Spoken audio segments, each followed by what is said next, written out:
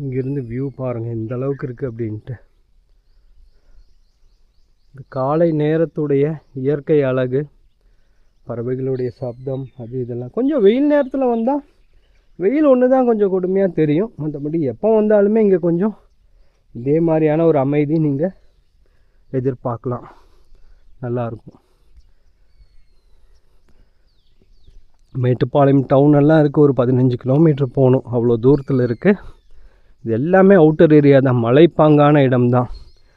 இந்த ஒரு அகஸ்தியர் ஸ்தலம்னு மட்டும் இல்லை, அப்படியே நீங்கள் ஒரு அமைதியான யாத்திரை பண்ணோம் அப்படின்னா இந்த பக்கம்லாம் அப்படியே வந்து ஒரு ரவுண்ட் அடிச்சுட்டு போனாலே மனசுக்கு அவ்வளோ இதமாக இருக்கும். நிறையா சின்ன சின்ன கோவில்கள்லாம் நிறையா இருக்குது.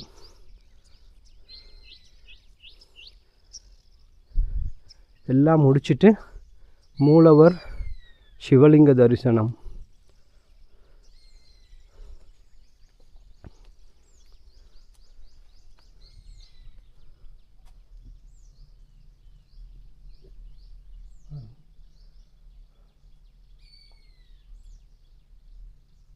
அருமையாக இருக்குங்க. காலை நேரம் இந்த அமைதியோடு தரிசனம் பண்ணுறது எவ்வளோ பெரிய பாக்கியம்.